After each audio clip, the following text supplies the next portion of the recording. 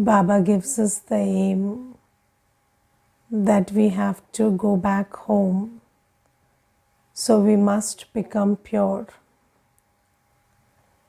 And Baba says that paying attention to the study, having yoga with Baba, and imbibing divine virtues is the method to be pure.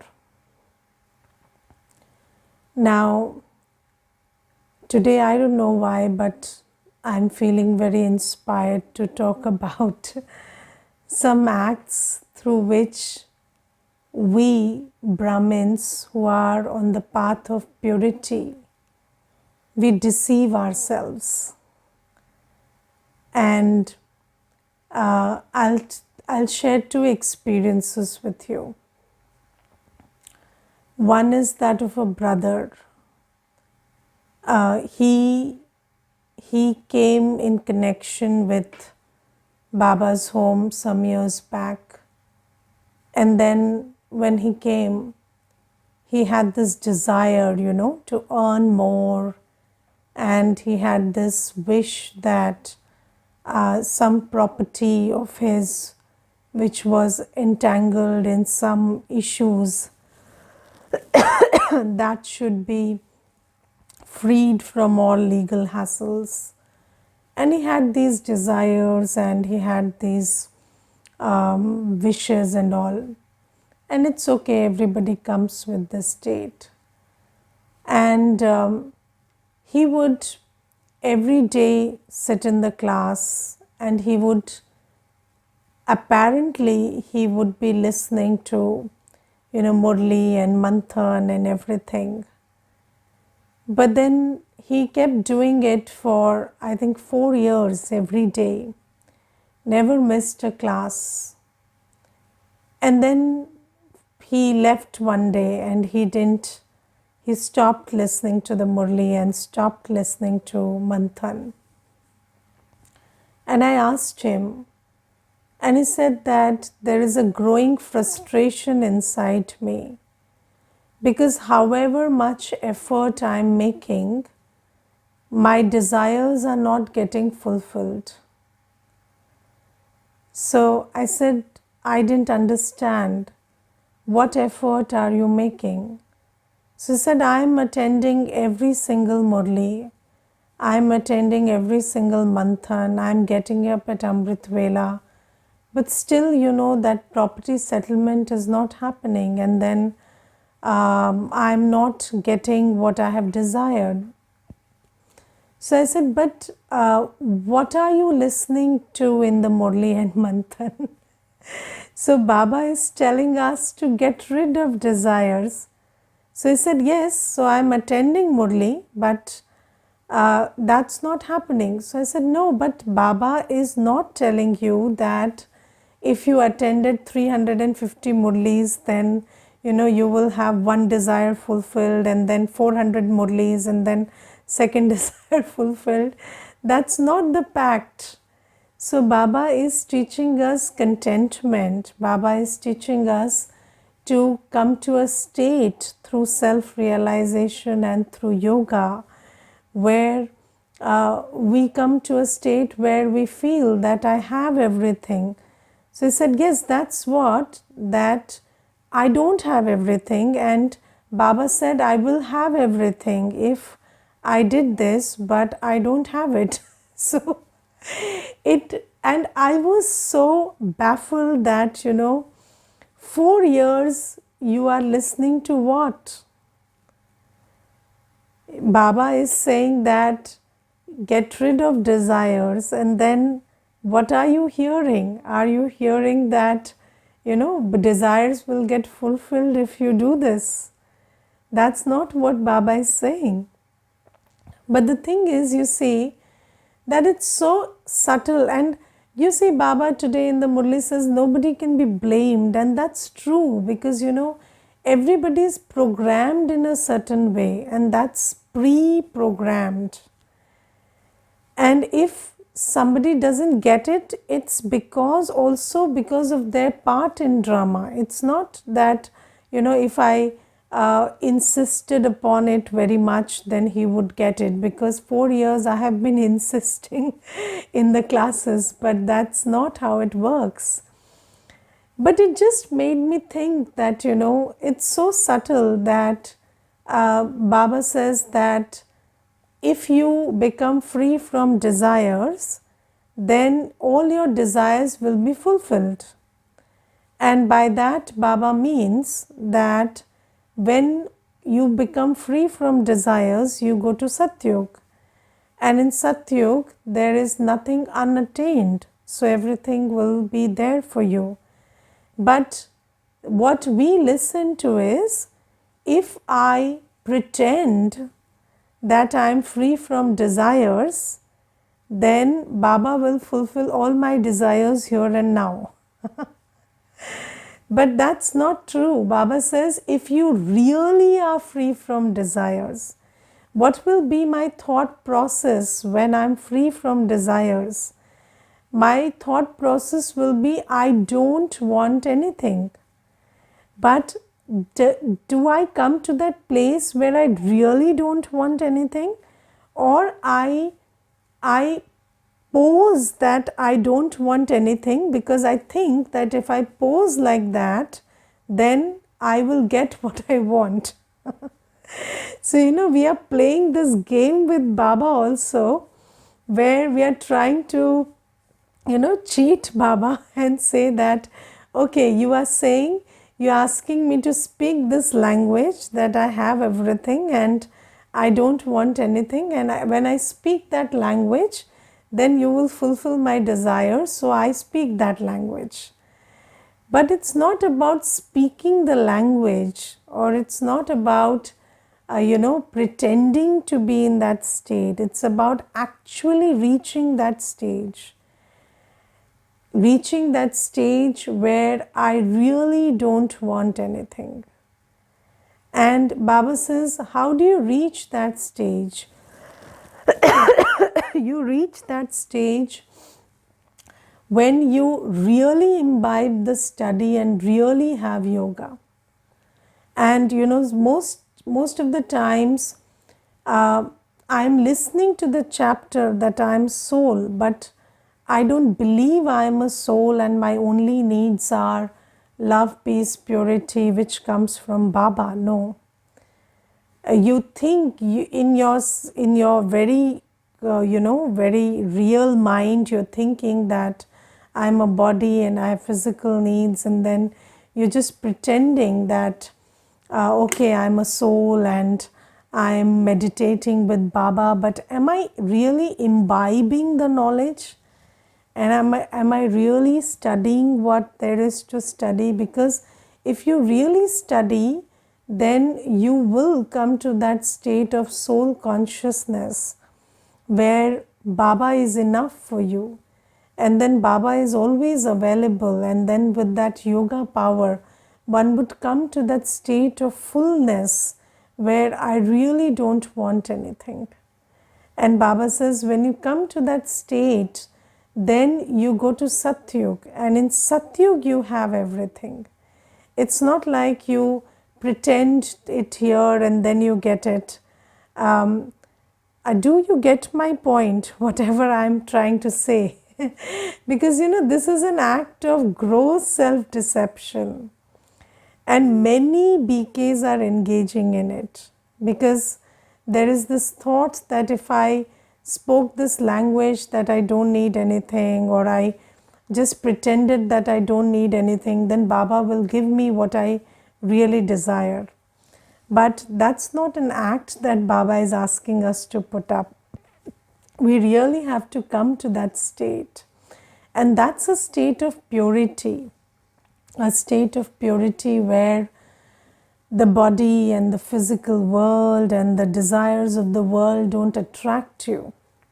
And Baba says, do you aim to be that, or are you just engaging in this act of self-deception? Ask yourself, because when I heard that from that brother who was sitting in the class for 4 years, I really felt that, had he had this conversation with me some time back, but that's not how it works. It is what it is in the drama. But if he had got corrected in the way, maybe he would have thought differently. But this is something that I wanted to share. And then there is another experience, you see. So there's this Mata who goes to some other center, and she had come yesterday to meet me, and she told me that my Didi was not behaving properly with me, and she was being partial against me, and she was complaining about her center in charge. And then she said that she would behave partially towards me, and she would favor somebody else and put me down and this and that. And then I left that center. I stopped going to that center. So I said, okay. So then what did you do? So she said, I went to another center. So I said, okay, then what happened? So then she said, okay, so now I have no hard feelings for the sister, and I've cleared my mind, and now I wrote a message to that sister that I don't have anything in my heart for you, and I have only good wishes for you, and this and that, and I closed that chapter. So I said, so did you start going back to the center then? So she said, no, but I've left that center. So I said, but you said that your heart is clear now. So she said, no, but my heart is clear, but I don't want to go there again. So I said, but why?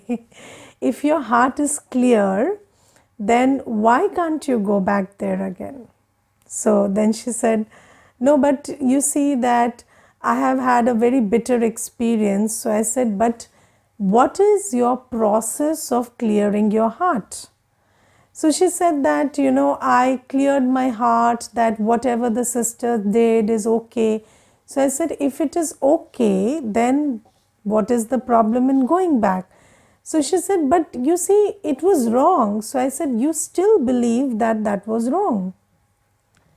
So she said, yes. So I said, then how is your heart clear?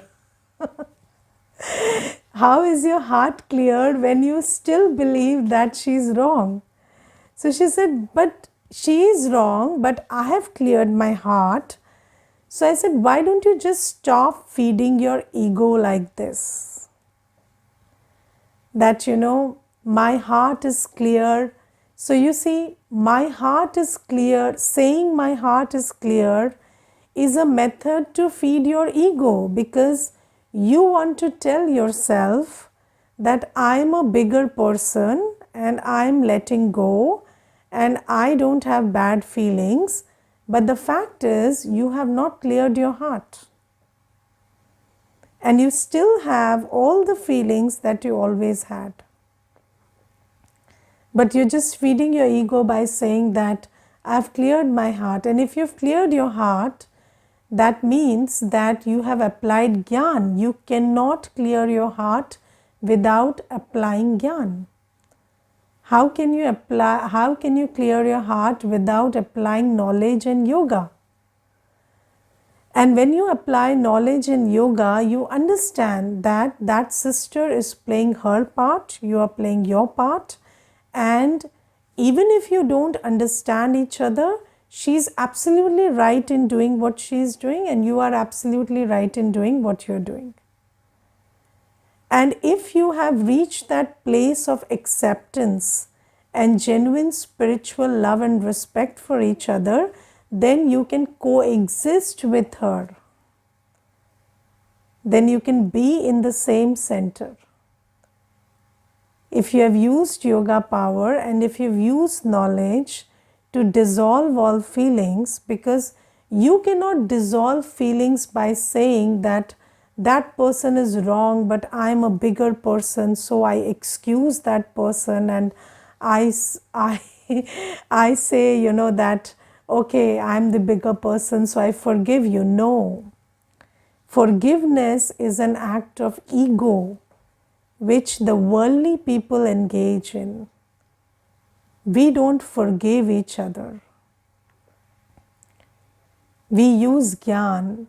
we understand that there is nothing to forgive. We understand that everybody is playing their part, and because I don't have Sakshi Drishti, because I was attached or because I had expectations, so I started getting hurt. But it's okay, to each his own. Everybody is playing their part, and if you understand knowledge, you understand that everybody is programmed so differently. Every single soul is programmed absolutely differently from the other. And because of that programming, I cannot think like you and you cannot think like me. And the way I think may look very wrong to you, and the way you think may look very wrong to me. But the thing is, that's how it is. And that's each person's part. And when you use Gyan, you understand that I am a soul and my basic quality is love and respect. And I do not mind the differences in our thoughts and behaviors and anything, because that's just their part in drama.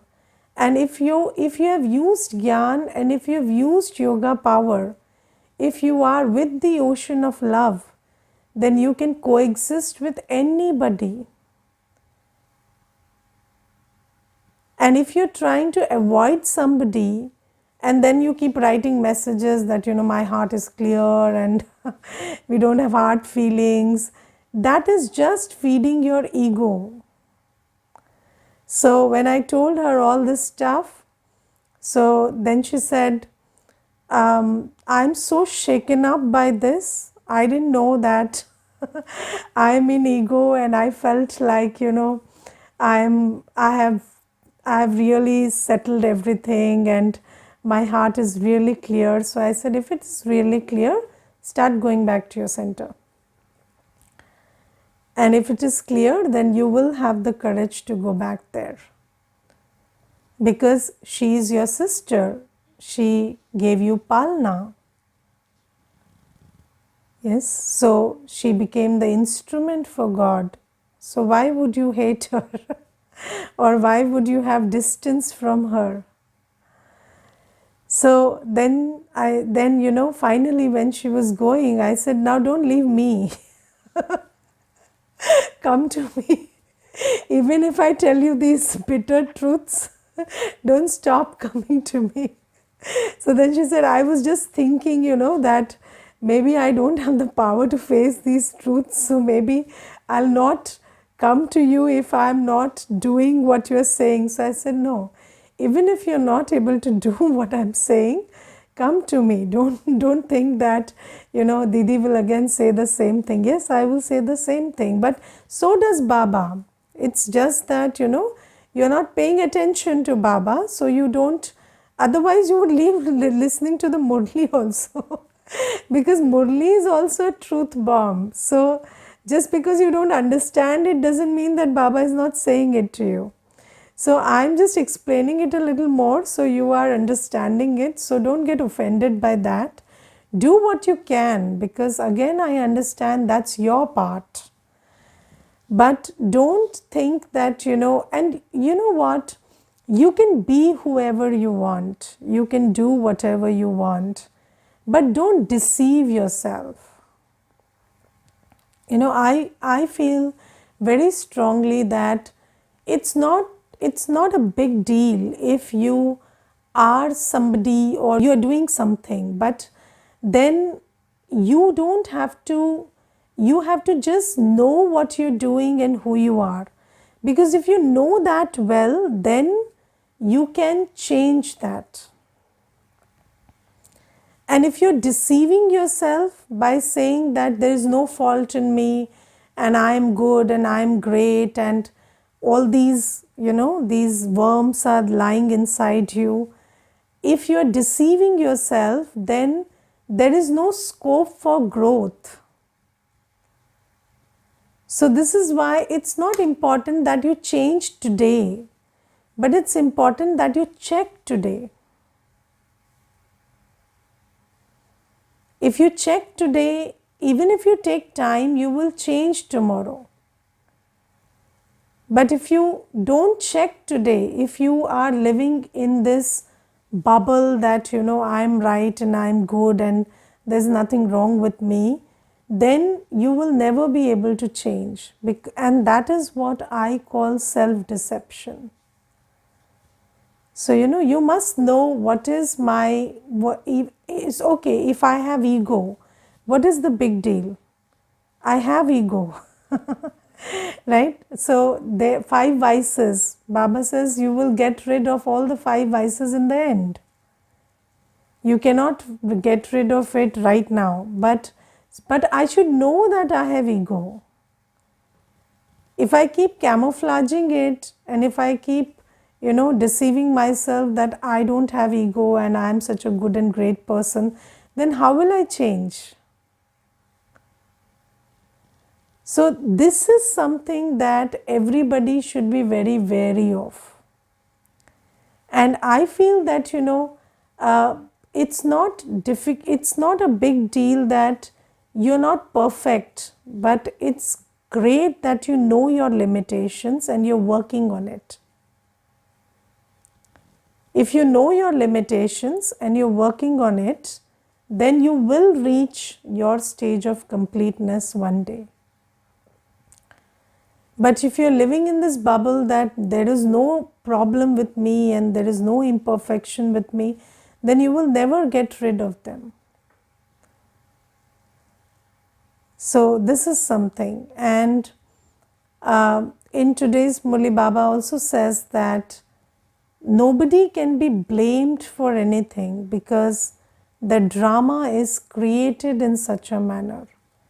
And this is a very big point, because when you understand that according to the drama, we are all wired differently, we are all programmed differently.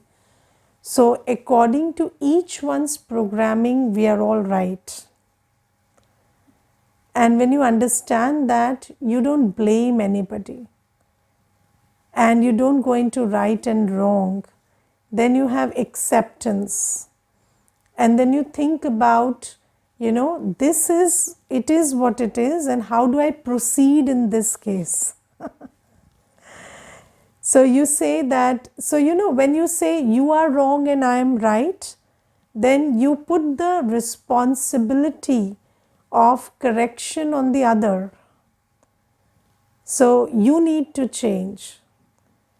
But when you say that, you are different from me, I am different and you are different, then you try to work your way through the differences.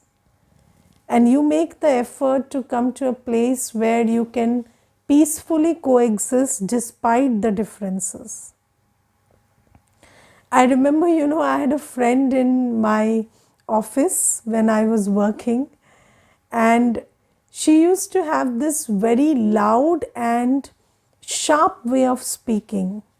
So, she would just, and when you heard her speak, 90% people felt that she's snapping at them. So she would just be very sharp and very loud. And then, there was this one person who came to our desk and he was having a request, and then she started speaking in her own usual manner. And when that person felt very offended and he went away and she couldn't spot that he felt offended. So after he went away, I told her, why don't you speak a little softly? So then she said, am I speaking loudly? I'm speaking normally. Why does he feel offended if I'm speaking normally? So that day I realized that my loud is her normal. So it's okay. So I have to deal with it. So from that day onwards, I did not feel that there's anything wrong with her. And then she was always herself, and a very, very good heart she had. but she would just speak in a manner which felt like she's snapping at everybody. And then and then she grew up to be, a very popular person in the office, because gradually, through discussions and everything, everybody understood that this is the way she speaks, but it's not reflective of her heart or intentions. So you see that there are so many things which are different in each of us. And if you start saying, you are wrong, I am right, and my way is right and your way is wrong, then you start expecting the other person to change. And change doesn't come through expectation. If anybody changes, that has to be in their destiny, that has to be, it has to be made effort for, and that doesn't happen because you want them to change.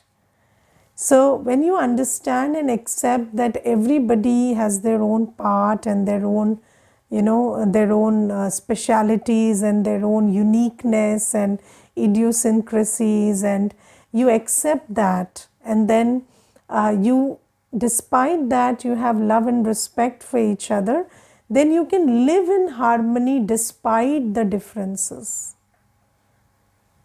You can live in harmony despite the differences. So this is something that we need to understand about everybody having a different part in the drama.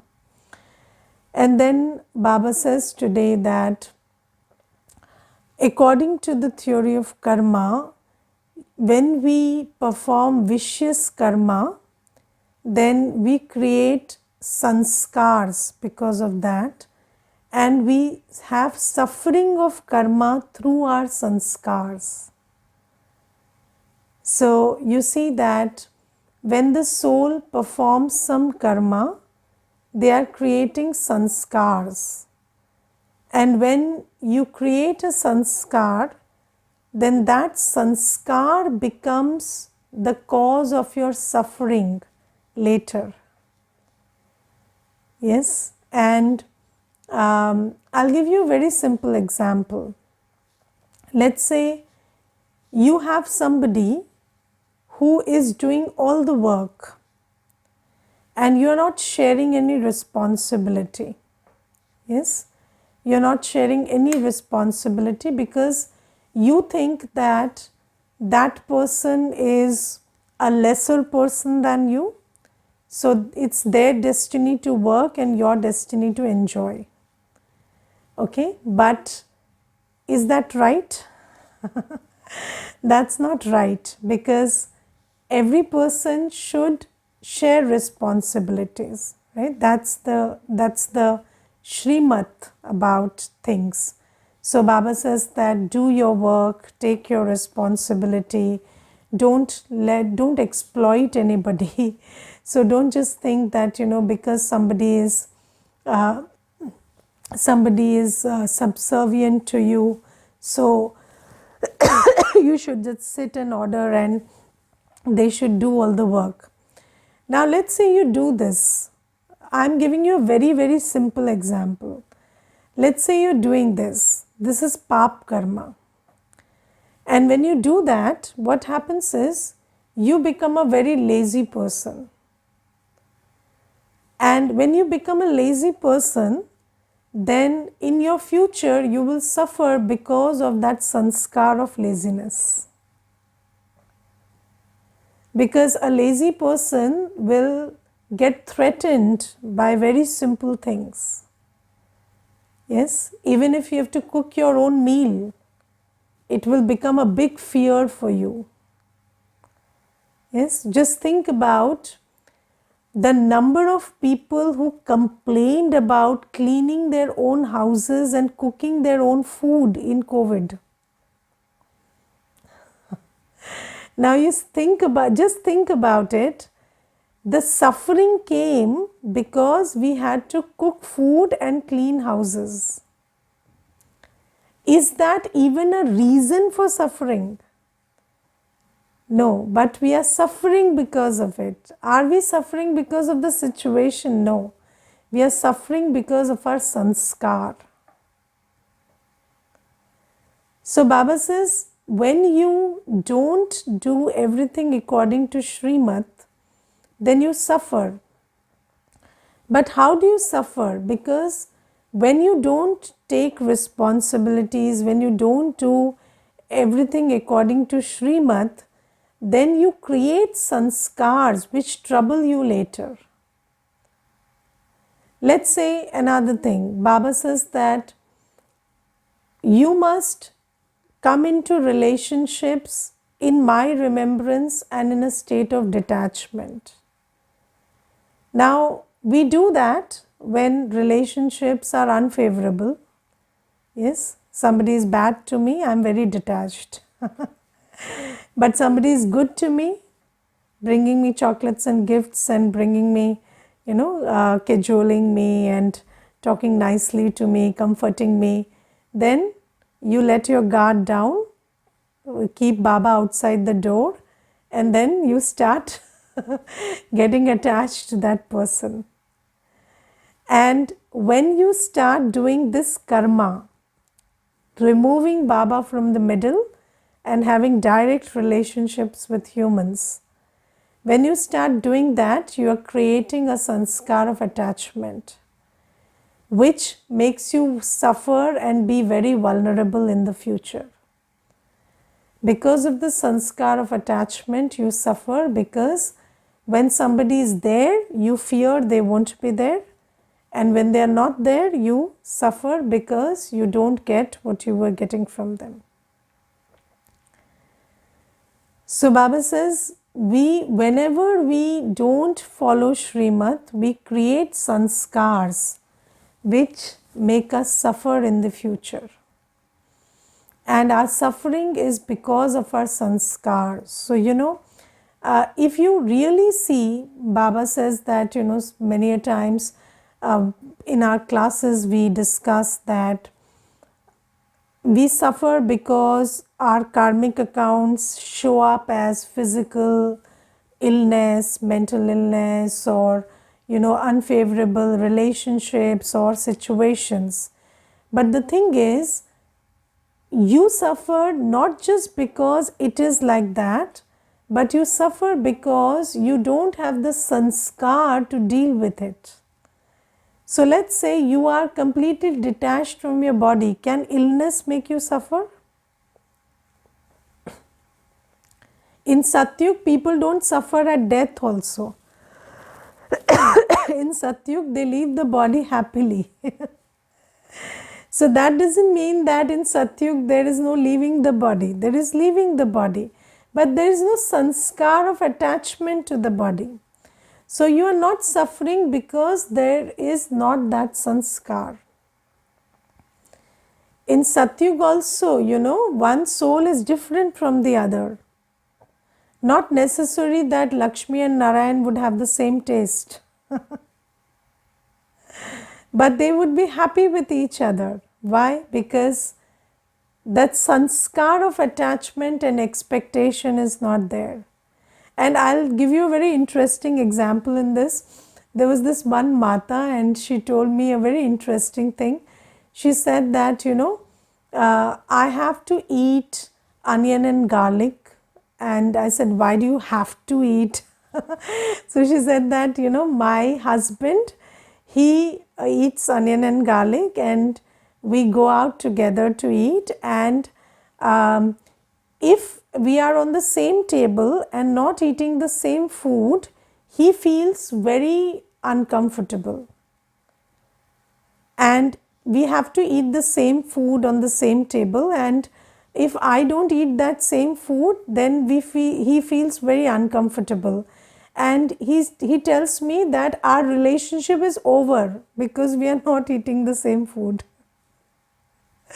So she said that it happened 3 times. When I left onion and garlic, we went out and I took fruits and he took whatever he had to. So he said that, I feel I don't have any relationship with you and I feel this relationship is over because we are not eating the same food. So I said, okay, so your relationship is really fragile. Work on it. So this is the kind of, attitude we have. And why are we suffering? We are not suffering because we are different in our choices or something. We are suffering because these are the sanskars we have created. If somebody is not speaking the same language as you are, then they are different. They are not eating the same food as you, then they are different. Then you can't connect with them, then there is no relationship. So these sanskars are making us suffer. Yes, so the basis of a relationship is, somebody is just having the same habits as you. Somebody is equally vicious like you. So that's called partner in crime. That's not a relationship. So you're being equally partner in crime, then you can be together. Otherwise, you can't be together. That's not how relationships work. But we are all suffering because of the sanskars that we have created in Ravan Rajya. Basically, there is no other reason to suffer. Okay? Om Shanti.